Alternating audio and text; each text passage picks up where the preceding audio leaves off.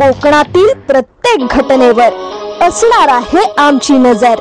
शेती, राजकारण, समाजकारण, क्रीडा, मनोरंजन आणि बरच काही। आपण पाहताय कोकणातील वेगवान news channel K news Konkan. पहलगामला जो हल्ला झाला, मी ज्यावेळेला त्याच्यावरचं मी पहिलं ट्विट जेव्हा केलं त्यावेळेला मी सांगितलं होतं की ज्यांनी हल्ला केलाय त्यांना ते अतिरेकी दहशतवादी जे कोणी असेल त्यांना आपण धडा शिकवला पाहिजे आणि अत्यंत कठोर असा की त्यांच्या पुढच्या पिढ्यांना लक्षात राहायला पाहिजे।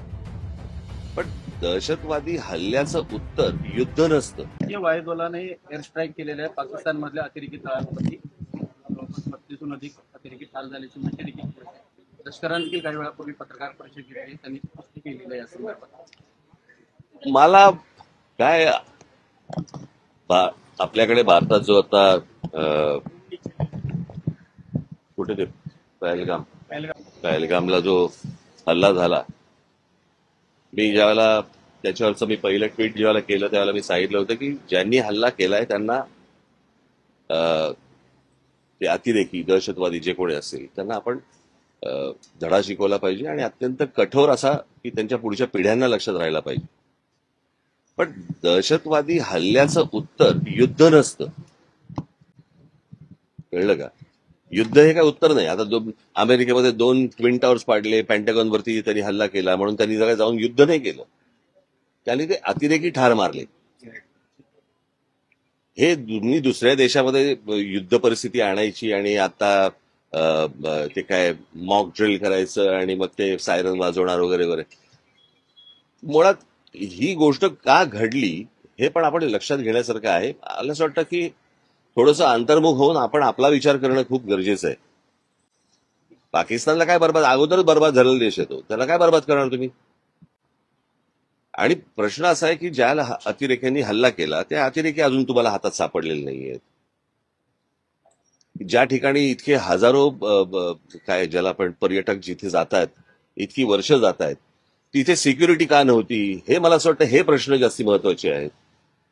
आपल्या देशामध्ये कोम्बिंग ऑपरेशन करून ह्यांना हुडकून काढणं हे जास्ती गरजेचं आहे। हे एअर स्ट्राईक करून लोकांना काहीतरी वेगळ्या ठिकाणी भरकटवून आणि असं हे काही युद्ध हे काय त्याचा पर्याय नाही होऊ शकत किंवा त्याचं उत्तर नाही होऊ शकत।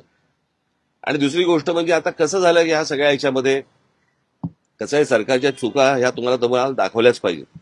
आज ज्या वेळेला हा प्रकार झाला, तो प्रकार झाल्यानंतर ज्या वेळेला पंतप्रधान त्यावेळेला सौदी अरेबियामध्ये होते, अर्धवट दौरा सोडला त्यांनी, तो दौरा सोडून ते बिहारला कॅम्पेनला गेले, कळलं का? बिहारला कॅम्पेनला गेले। मला असं वाटतं ते गोष्ट करायची गरज नव्हती। त्याच्यानंतर ते केरळमध्ये जाऊन तिकडे अदानीचं पोर्टचं उद्घाटन केलं, त्याच्यानंतर इकडे काहीतरी फिल्म इंडस्ट्रीसाठी काहीतरी वेव्हचा कार्यक्रम केला, तिकडे द्याल।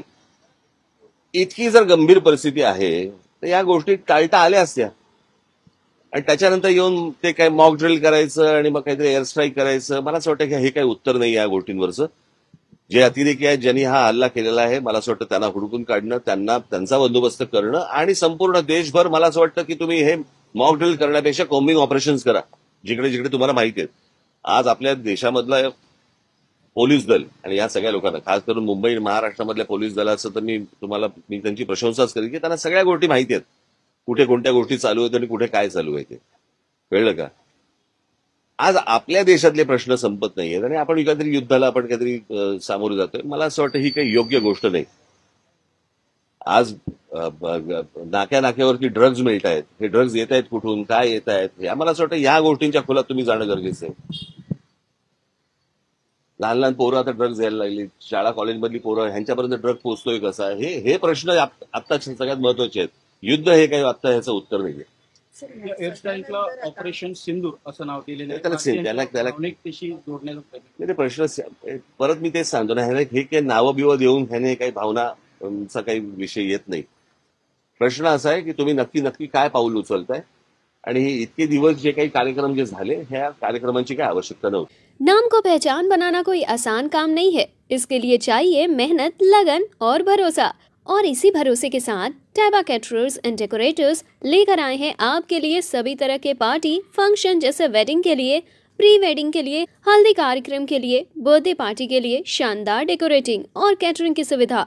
फोटोग्राफी एंड वीडियोग्राफी के साथ साथ पूरी इवेंट प्लानिंग करते हैं, बहुत ही premium quality and affordable rates पर। तो देर किस बात की, बुकिंग के लिए दिए गए नंबर पर आज ही कांटेक्ट करें।